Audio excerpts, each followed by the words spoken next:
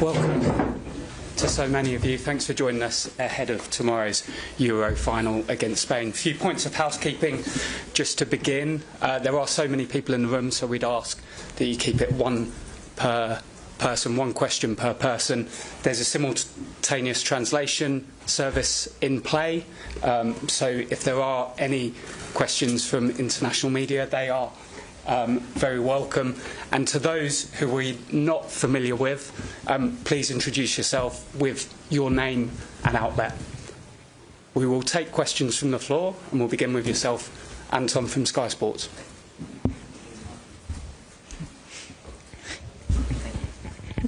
Hello, both. Nice to see you. Sarina, let's start with what we saw at training, and that was Lauren James. Did she get through the session? Is she available? And to you both, I suppose, what kind of impact can she make if she is available? Yeah, we had 23 players on the pitch today, and everyone came through. So if everyone recovers well, then we have 23 players available for tomorrow. What was your other question? What kind of impact? Oh, impact. Yeah, I think we have many players that can impact, and we know that she can have an impact too. So that would be nice. Thank you. Take a question from the front row. Did you want me to answer that as well? Yeah, no, I just echo what Sarina says. I think we have a team of talented players. Lauren brings something slightly different, just like the others. So obviously having that available is best case scenario for us. Martina Soros from NRK Norway. Ella Thun spoke yesterday about your speeches before the matches and the importance of what you say to the players before important games. What is your process when planning on what to say to the players, or do you just say something on the spot? No, I don't really. I think about what I want to say, but that comes quite early before the game starts. So, yeah, just how it feels and what I think I should say. Thank you. We'll take a question from Jane Dougal at BBC News, please. Thank you. Hi, both. Leah, to you first, please. There have been several close calls throughout the tournament, of course, where we've been terrified that England were going to go home. But there's a saying that the best teams peak at the right time. Has that been the plan all along? Yeah, it was all part of the plan. It's making fans got their money's worth. I think you grow in a tournament, and we're aware of that. I think the most important thing for us is, as the game goes on, taking advantage of the work that we've done at the start. And I think in every game, I know that we've left it late, but I think that's been the case. And every team is hard to beat, and every team poses a different threat and challenge. And we have to stay in it for as long as possible until we can take advantage of that. So hopefully your saying will be true, and the best is yet to come. But yeah, definitely not the plan. We'd like to wrap the games up a little earlier and a little easier if we could have done. Same question. Yeah, well, the same answer. Of course, you want to do well. You don't want to make it a nerve-wracking game. But it also shows what the competition is and has been over this tournament. I think the women's game is. I say that all the time, improving so much, and it's so competitive. And every game is a hard game. And I'm just really glad that we made it through. And I hope we had done it a little bit earlier, but. It's also when you are in some scenarios or some situations, you hope you can turn it around with some subs, with a little shape change. But also the most important thing is that the players believe that we can win, and we can take change the game, and that's what we've shown. Thank you. We'll go to Rob Harris at Sky News, please. Hi, good luck. Leah, what does it mean to you personally to have the chance to be able to lift a trophy again, and can you grasp just what this means for the nation? I think we're very connected to what it means to the nation, and in that sense, or as connected as we can be, being away from home. I think the opportunity of tomorrow and what's on offer is the best thing in football. We came to the tournament, we wanted to be here, we wanted to be in it till the end and have a chance to fight for that trophy, and you can't do that until you get into the final. So I think we we don't necessarily carry the weight of it and how much it means to people, but we're aware of it because it means the same to us. So you have a squad of excited players, focused players, and like I say, we recognise the opportunity and we'll do everything we can to take it. Thanks. Thank you. Thanks, Rob. We'll go to Tom Gary at The Guardian. Thank you. Good afternoon, Leah. You made a lot of history as a team already, but there's a bit of history on the line in that you could be the first England senior team to win a trophy on foreign soil. I'm wondering what that would mean to you as captain, but also can you articulate for us how it's differed being abroad compared to the feeling when you were approaching that Wembley final 3 years ago? I think the beautiful thing about 22 was that I'm not sure any of us will ever be part of anything like that ever again, in terms of the change, in terms of the story, the journey, everything. Being away from home is special in a different way. You know, you go out to you represent your country somewhere else, and I think the weight of that is important to consider because it sometimes adds a little extra. But I think the history on the line is. It seems that every time this team sort of enter a new year, there's so much to be done and could be done, and I think that is a real privileged time to be part of this team and to be involved.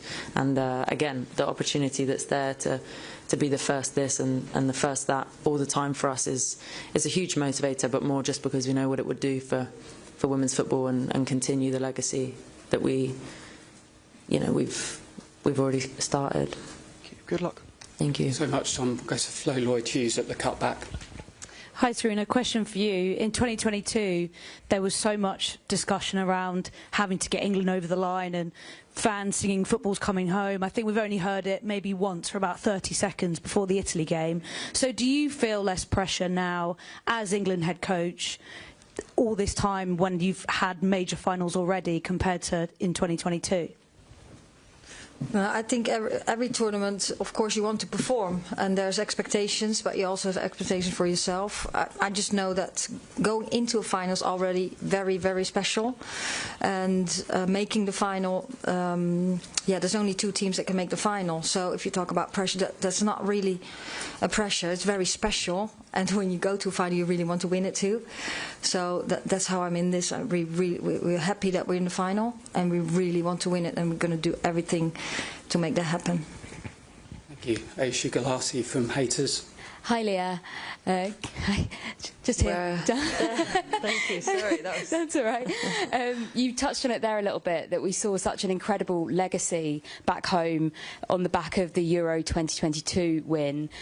What do you hope the legacy can be on the back of this 2025 tournament, reaching another final and hopefully winning? I think the consistency of the girls, obviously I wasn't involved in 2023, and I think the consistency and the landscape keeps changing, and we're trying to change with it, and I think that's a really hard thing to do, and I think that proves the investment and the quality of the game in England is continuing to rise, and I hope that us staying in, you don't just want to be sort of a flash in the pan and like a memory. And I think that when we spoke before 22, we said it was the start of something, and I think we're still trying to play our role in that as well. So being here and being on this stage we know how powerful that is, and I hope that it just continues, and it continues to grow, and the respect for the women's game, the respect for women and women's sport in general continues to, we can try our best to continue to elevate that. Thank you. Good luck. Thank you. Thank you. Kit Shepherd at The Times. Hi, Leah. First of all, how is your ankle that you hurt against Sweden, and kind of related to that, as players coming to the end of a long season, how much more pain are you willing to play through when it comes to a game as big as this? I can speak for every single member of the squad when I say we would play, as long as we get the green light, we would play through absolutely anything, and to be involved on this stage. My ankle was great. My mum actually rolled her ankle a couple of days ago, so she's taken all the attention away from me now. But no, I had a scare. Obviously, I want to be involved and I want to be available to help the team any way they need me. But yeah, obviously played that game, the semi-final, and ready to go tomorrow. Thanks. Thank you. Thank you. Emma Sanders at BBC. Hi both, good luck for tomorrow. Leah, just a question for you. Obviously Spain are world champions, and given the fact that they haven't lost a game in this tournament, some people have written off England throughout the tournament. I'd imagine some will write you off tomorrow and say that you're underdogs. What would you say to that? I think tomorrow we play a game against the world champions who continue to prove themselves over and over in the way that they play football. They're a fantastic footballing team. They're the best at what they do, and we're very much aware of that. We think that we're pretty good in some areas as well, so we need to be at our best to beat Spain. I think they need to be at their best to beat us too, but I think there's a lot of respect between the two teams, and I'd be hesitant to rule a clear underdog in this scenario, but ultimately, like I said, we go in against the world champions tomorrow. That's not an easy job, and yeah, we'll be as ready as we'll prepare ourselves as best we can for that challenge. Thanks, Emma. We'll go to Kat Lucas at the Eye. Thank you. Hi Leah. 2 years ago you watched the World Cup final in the stadium but on the sidelines. Can you just talk us through the emotion of that and, you know, the night before that game, how you were feeling and how that compares to now? It was awful. Do you know that, I mean, I think once you're part of a team, being on the outside, and I know how tired you are when you get to that stage, and how much a tournament takes out of you, and to be completely useless, that probably bothered me the most. But to sit with the families, knowing what they go through, and that actually makes me reflect on this tournament, and we haven't been very kind to them at all. But it's yeah, I think that feels like a really long time ago, which is probably a benefit for the whole squad. But yeah, anybody would give anything to be part of their team when they're going through moments like that. So it was tough. The only plus was sitting next to Jill, I suppose, and sharing it with somebody who knew what it felt like. Thank you. And Sarina, same to you. I mean, what does it mean to have Leah fit and available for you as your captain? Yeah, of course. I'm very happy with that. And as I'm very happy that we have 23 players available for tomorrow, and yeah, Leah has a big role in the team, so it's really nice to have her on the pitch. Thank you. Thank you. We'll go to Sophie Downey at Goals on the Ball, right at the back, please. Thank you. Thanks so much. Hey, just a question for you both. Obviously, a weird quirk of this schedule has been that you've faced Spain twice in the last 6 months. So I guess, what was the biggest learnings from those ones? And is it a good thing that you kind of have that experience now? Well, I think, yeah, we've played each other a lot over the last couple of years. Also comes, of course, with the Nations League, how that's set up. I think you always have learnings. They will learn from us, and we will learn from them in the games we've played. And tomorrow is a new situation where we have an opportunity to hopefully take out their strengths a bit and exploit some of the weaknesses we think they have too. Yeah, I think obviously it's hard because you don't want to get too you can't focus on the last game too much, whatever that may be. So we look at Spain this tournament. I'm sure they've looked at us in the same way, and tomorrow's a new game, and I'm sure we'll present new challenges. Thank you. Thank you. We'll go to Charlotte Harper at The Athletic. Can I pass that through? Thank you. Hi Sarina, hi Leah. Question for Leah. Leah, you said Kira Walsh keeps taking the mick out of you because every tournament you go to, you have a new hobby and you don't follow through with it. Yeah. So what's your hobby this tournament, or hobbies? And at Euro 2022, you refused to pack your suitcase until after the final. Have you packed at all during this tournament, or is there a moment where, like, sugar, everything's out on the floor and we're going home? No, it'll be the same fashion as the last one. They almost have to remove me from a tournament. No packing has happened.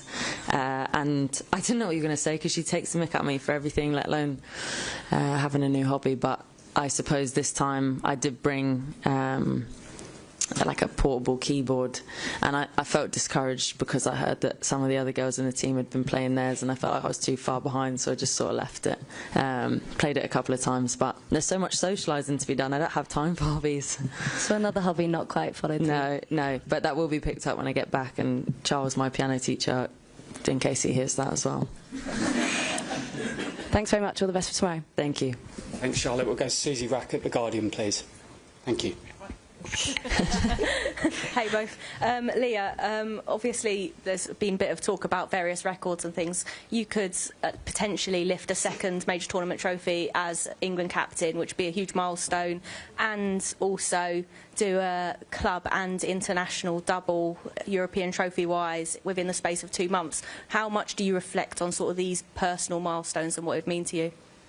I think they're the things that maybe when you step away from football and later down the line maybe you look back, but for now I don't know, I don't play, play a team sport. I think for all of us, all 23, you share it, you feel like you share those things, and somebody has to wear an armband, somebody has to do the role, but we don't necessarily, I think we all just feel it together, and it's less about I won this and more we always. So of course there'll be lovely things to talk about later down the line, and if you want to look at success that way, I would probably say that success to me is happiness in your circumstance and your company, and I think that's more important than those things to me anyway. Good luck. Thank you. Thanks, Susie. We'll go to Tash Dowie at TalkSport, please. Thanks. Best of luck to both of you tomorrow. Sarina, a bit of an odd one, but I want to get into your head because I think that there's been many a times this tournament where all of us probably in this room with minutes to go, having heart attacks, you know, thinking that you're going home, and you just always seem so calm and cool on the sideline. And really in those moments, is a lot of your decision making instinctive? Is any of it pre-planned? Can you just kind of give us, so that hopefully it doesn't go like that tomorrow, but when we are all having heart attacks, we exactly know what's going through your head? At first, I'm having a heart attack too. I just don't show it. No, yes, well, we want to be best prepared, so that's in our style of play, but also we're trying to prepare on what can happen in the game and what do we need, and that's also how the squad is built. So on the 5th of June we had a squad announcement, and then we figured out, okay, what player we might need in certain circumstances if we want to change things, and that's what we talk about all the time, and that's how we prepare for a game. So we have spoken through all the scenarios, but then during the game, then it's a sense of what you feel you think is necessary, and of course there's continuous contact with the technical staff on the bench, but also with the staff in the stands who inform us about everything. So what we want to do is when we want to change, we can make a decision very quick. So we can all relax tomorrow now, guys. Nice. I hope so. Thanks, Tash. We'll take a question from there. Florian Paco from Bleak in Switzerland. Tomorrow, Hannah Hampton will probably have a lot to do. How do you describe her tournament, and how important is she in the group? Yeah, well, I hope she will not be too busy tomorrow. But yes, of course, she is in a very good way on her journey. This is her first major tournament that she is a starting goalkeeper, and she's done really well, I think. And I hope she can show that tomorrow too. Thank you. We'll go to Good Morning Britain in the middle of the room. Thanks. Hiya, massive good luck from all of us for you tomorrow. There's been some outcry from a significant number of fans about a good luck message from the royal family that was posted ahead of the finals. It includes a picture of the entire squad, but it's missing Michelle Adjemang. I was curious to see if you both had any comment to the fans that might be upset about it. Yeah, I think that would never ever be intentional. I think the message from the royal family is that they really, really support us, and we really, really appreciate that. And they support every single player and staff member. So I hope that everyone really appreciate that. And yeah, so yeah, it's unfortunate. I think that she's not on that picture. Then is what you said, but there's all good intentions. Thank you. Catherine Basset from The Telegraph. Hi, question for Leah. A lot has been talking about this never say die attitude that England have shown to get here, and it reminded me of a quote you used in 2022 about nobody wins, afraid of losing. And I wondered kind of how important that's been in terms of not letting fear take over but staying calm in the biggest moments. I think that's the main thing. You can I mean, if you're fearful of losing, then even if you win, do you enjoy that experience? Do you fully take it in? Do you give everything that you have, or are you expending energy in the wrong way? And I think this team is so task focused, and so I don't know. You know, like whatever's in our way, then we'll try and overcome that together. I don't think we're a team fearful of losing. I think football anything can happen, and there's so much out of your control. We focus on being the best people we can to each other, performing the best that we can, and hopefully that gives you the result that you want. But definitely not fearful of losing, because it does. You expend energy in ways that you don't want to. Thanks, Catherine. We'll go to Tom Victor at the Daily Mirror. Thanks. Hi both. Leah, we heard from Elatoon yesterday talking about the challenge of being off the pitch for the penalty shootout against Sweden, not being able to kind of contribute. Just wanted to, obviously you were off the pitch at that moment as well, and for the end of the Italy game, and I want to know how that compares to 23 when you were not playing as much of a part, and what it says about the other leaders in the squad in those moments. Yeah, same sort of feeling. Obviously your role becomes slightly redundant, but there's still ways that you can affect the team. We have a big process for those moments, so even if you're off the pitch, you have a role to play. So it's maybe easier than being in the stands. Also because you get to run on and celebrate with your team when they do well. But I think we have so many leaders in so many different ways. So you have your real conventional ways of leadership that people would recognise, and then I think you have people that offer certain things in certain moments, and they know that that's their bag, so to speak, and they really step up. And I think we have a lot of those characters that are, maybe we've created a good environment for those people to feel comfortable enough to do it. But I do feel like everybody really knows when they can really sort of step up and contribute, and they have done. Thanks. Good luck tomorrow. Thank you. Thank you. Thanks, Tom. We'll just take a question. Hello. Hello. I'm Fiani Dalma from L'Équipe, the French newspaper. I read an excellent article in The Guardian that says that the team which play is semi-final in first has an advantage to win the final. Did you know that, and did you read this article, and what do you think about that? I don't. Can you translate? Tom, you go. We got. Oh. Okay, I think I understand your question. What we just we played the semi-final first. What we just really enjoyed is that we had an extra day of rest after a very intense group stage where we had only 3 days in between every game and towards the quarter-final. So we really used that extra day off, and hopefully that will help us tomorrow. Okay, thank you. We'll take a question in the middle row. Great. Good afternoon, both. I'm Maria Ticas from Diario Sport in Barcelona. I have one question for Leah. I have to ask you in Spanish. How is it to play with Mariona now that you know her? You are teammates, and if you have talked with her about this final. Thank you. I think Mariona is an exceptional player. I've loved her being my teammate at Arsenal. Especially in my position, I normally just get to stand and watch her magic. Hopefully not tomorrow, but no, I haven't spoken to her, and I do miss her actually. So I'm looking forward to the end of the game when we're all friends again. But yeah, no, she's an exceptional footballer, a good person. I'm very happy that she is my teammate, and tomorrow, hopefully, there's other players that played with her as well. So hopefully that'll come to our advantage. Thank you. Thank you. We've got time for one final question. We'll go to the back. Spanish media at the back. Thank you. Hi, Sara Gutierrez from the Spanish National Radio. I would like to ask you the same question for both, which is, how do you spend the last hours before the final game? I don't know if you prefer just to disconnect, forget about football, or just be focused on the final game. Thank you. I basically do every match day the same.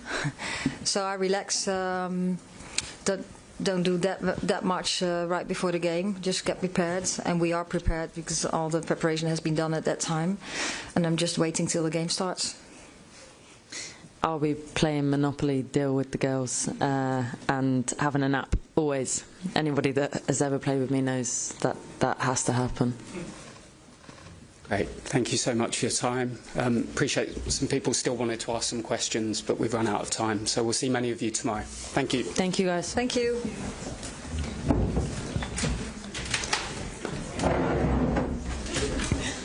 Literally start like this.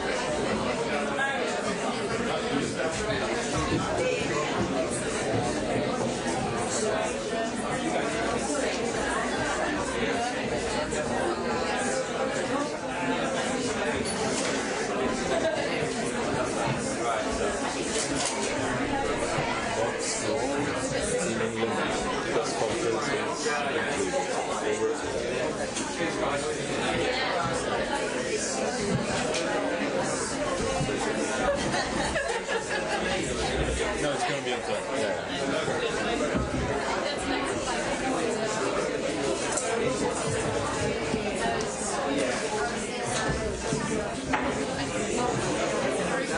Sorry? Yeah. I think so,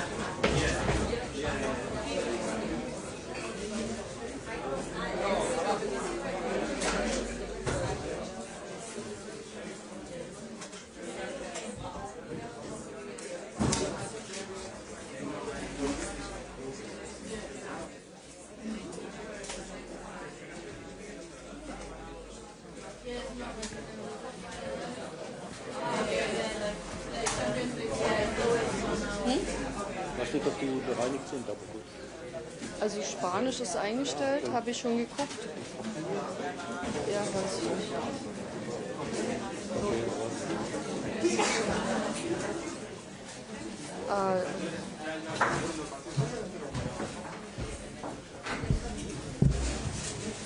Everything is in Spanish. Yes, yes. You did. Yeah, I changed it already. And there's something. Yeah, I did. Yeah. So I replaced the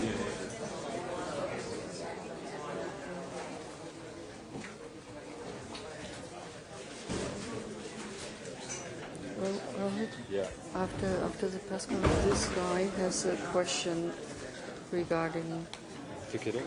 Yeah, I can't. Oh, really? Discuss it Afterwards, yeah, no time yet. I will go on that side.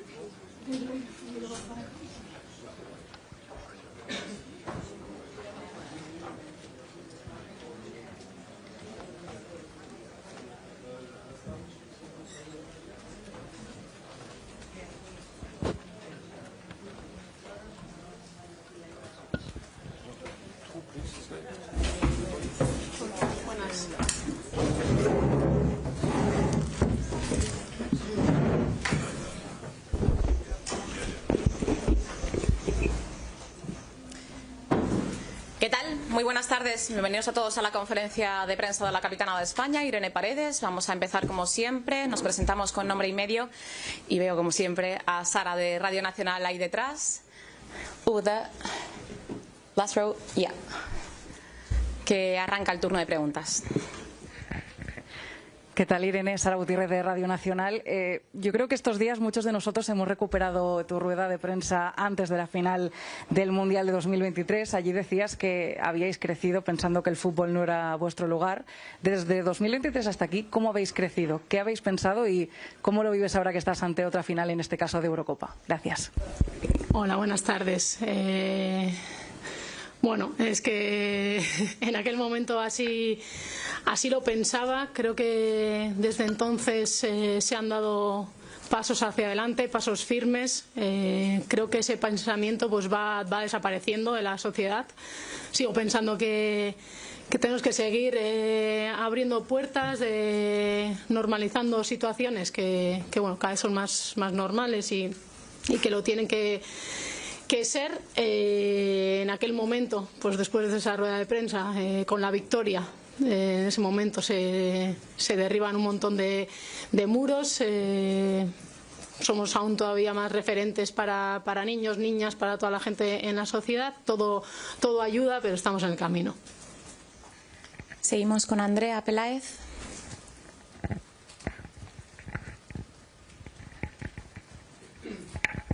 ¿Qué tal, Irene? Andrea Peláez para la cadena COPE. En el último partido, que no fue nada fácil, incluso estrellaste un balón en el palo, tuvimos varias ocasiones, la doble parada de Cata. Muchas de tus compañeras nos decían ayer en el Media Day que creen que eso es una de las cosas que más ha cambiado en este equipo, ¿no? La madurez para poder reponernos ante esas situaciones y seguir buscando, decía Alexia, el plan de partido. Mañana, ¿cómo te imaginas este partido ante una Inglaterra que nos conoce y a la que conocemos perfectamente?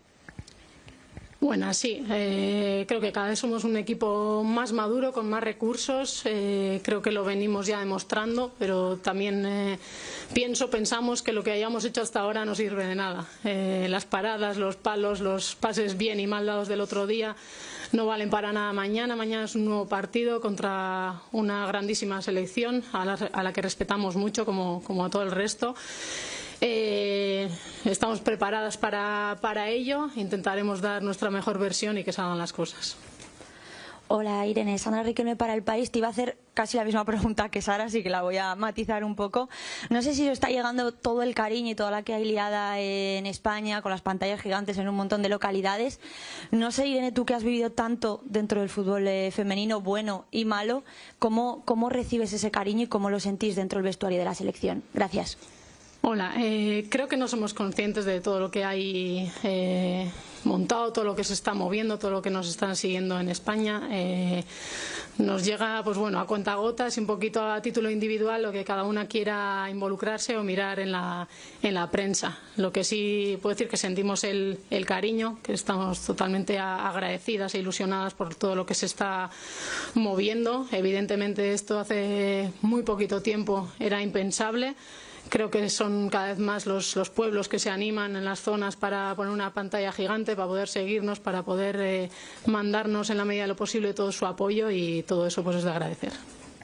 Vamos con Laia, aquí en primera fila.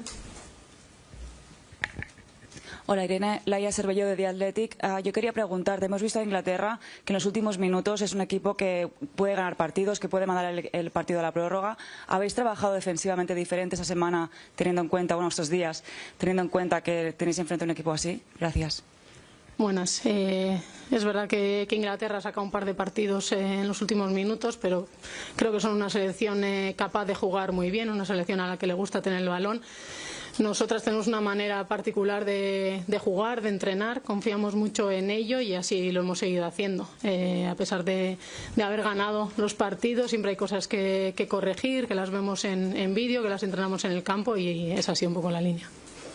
Buenas, Irene, María Ticas para Sport. Ahora Lía nos contaba que hay mucho respeto entre la selección inglesa y la española, que por suerte para ambas os habéis encontrado en muchos partidos importantes, en finales, como la del Mundial. ¿Qué palabras tienes para Inglaterra por lo bien que han hecho las cosas, tanto en el campo como fuera del campo? Gracias. Bueno, como decía anteriormente, es una selección de las mejores del mundo. Se ha ganado estar en la final, como nosotras. Enfrente tenemos jugadoras con las que incluso hemos compartido vestuario, o sea, conocemos muy bien, nos hemos enfrentado contra ellas más veces. Nos han hecho sufrir, les hemos hecho sufrir, por tanto creo que va a ser un partido que estará muy disputado, pero como decía anteriormente, nuestro máximo respeto.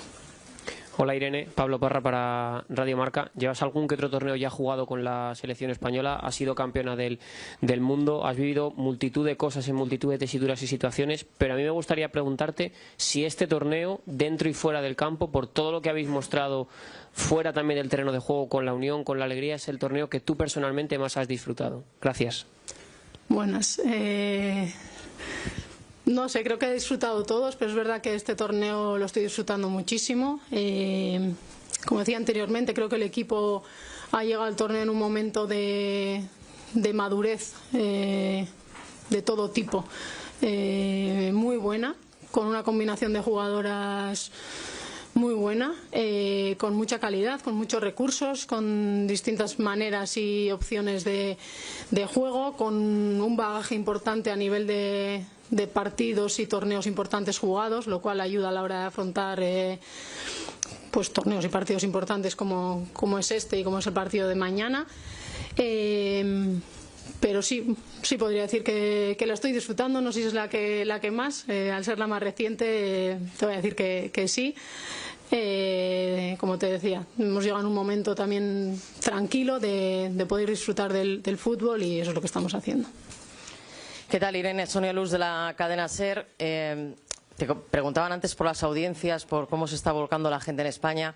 A mí me gustaría que mandaras un mensaje a los que quedan un poco dudosos para que se suban a vuestro barco, y a los que ya están en el barco desde hace tiempo, un mensaje para por qué tienen que estar mañana a las 6 de la tarde viendo el España-Inglaterra final de la Eurocopa. Gracias. Hola. Bueno, no creo que haya que obligar a nadie. Siempre digo que, como todo, vernos a nosotras también. Habrá gente que le guste, gente que no. Lo que sí creo que se está demostrando que es que en cuanto pones un partido en una cadena pública a una hora buena, la gente responde, la gente le interesa, ahí están los datos, no nos los estamos inventando. Sobre todo a esa gente que nos lleva siguiendo, darles las gracias y que sigan apoyándonos, porque lo que nos llega aquí es mucho calor, son ánimos, y eso nos ayuda. Hola, Irene, David Menayo, el diario Marca. Yo te quería preguntar un poco por la presión. Has jugado muchos partidos con la selección, partidos importantes, pero no sé si ante la cita de mañana una siente una presión especial, y cómo lo manejas con el resto del grupo siendo la capitana del equipo. Gracias. Hola, David. Como respondí antes por aquí, creo que tenemos un equipo que ha jugado partidos importantes, que ha jugado torneos importantes, entonces cada una ya sabe gestionar un poco esa tensión, esas emociones que a veces pues bueno, quizás se afloren algo más. Pero creo que somos un equipo que no lo vemos como un partido y bueno, qué presión, qué es lo que tenemos que hacer, no lo vemos como una oportunidad de poder seguir haciendo historia, de hacer algo grande, una oportunidad de poder mostrarnos, de seguir disfrutando y hacer disfrutar a la gente. Hola, Irene, Begoña Villarrubia, de Mundo Deportivo. Al principio del torneo os daban el cartel de favoritas siempre, que era difícil sacárselo de encima. Ahora ya lo habéis asumido, estáis con esa confianza. Ahora no sé si tenéis que hacer el camino opuesto y decir, bueno, no nos confiemos demasiado, ¿no? Porque hay como mucha ilusión y mucha confianza. Hola, buenas. Yo te voy a decir que sigo sin asumirlo. Desde el primer día dije que las favoritas, y entre ellas estaba Inglaterra, y sigo estando. También otro tipo de selecciones que se han quedado por el camino, pero que ya habían sido campeonas de Europa. Sí que creo que las dos selecciones nos hemos merecido estar en la final. Nosotras es donde queríamos estar. Al inicio del torneo nos pusimos como objetivo el poder jugar 6 partidos. Estamos en ello, nos queda mañana el sexto. Y lo demás, disfrutar. Los favoritismos de puertas para adentro no entran. Tenemos muy claro lo que cuesta, lo que nos ha costado llegar hasta aquí, lo que hay que sufrir cada partido, en lo que tenemos que estar centradas. Todo el resto creo que es algo que no nos suma. Last one with you. Olá, Paredes, somos de Brasil, muito gusto. Si usted ganaron del último mundial, están en la final de la Euro, y ahora el próximo mundial será en Brasil.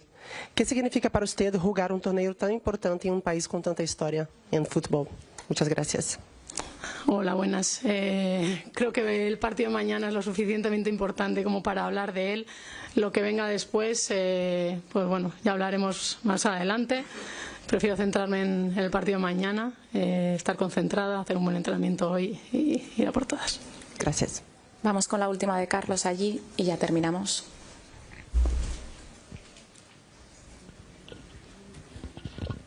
Hola, Irene. Carles Ruiz Pérez, del diario La Vanguardia. No sé si es más preocupante enfrentarse a una delantera como Russo, que no ha marcado aún en el torneo, o a una delantera como la suplente que tienen, que está saliendo y está marcando muchos goles de revulsivo. Bueno, como decía anteriormente, Inglaterra tiene un equipo muy completo, tienen diferentes opciones, es verdad que normalmente sale Russo en punta, todavía no ha marcado, pero no sé cuántos goles ha podido marcar esta temporada, creo que es una jugadora que genera mucho, que se genera muchas oportunidades y por ello marca muchos goles, pero bueno, como dices, hay otras jugadoras, no solo las que juegan en punta, que también en cuanto salen tienen la oportunidad, creo que centran también muy bien, entonces no nos podemos fiar de nadie, nosotros vamos a centrarnos en nosotras, en defender bien, en atacar bien y bueno, intentar que el partido vaya bien. Con eso terminamos. Gracias. Muchas gracias.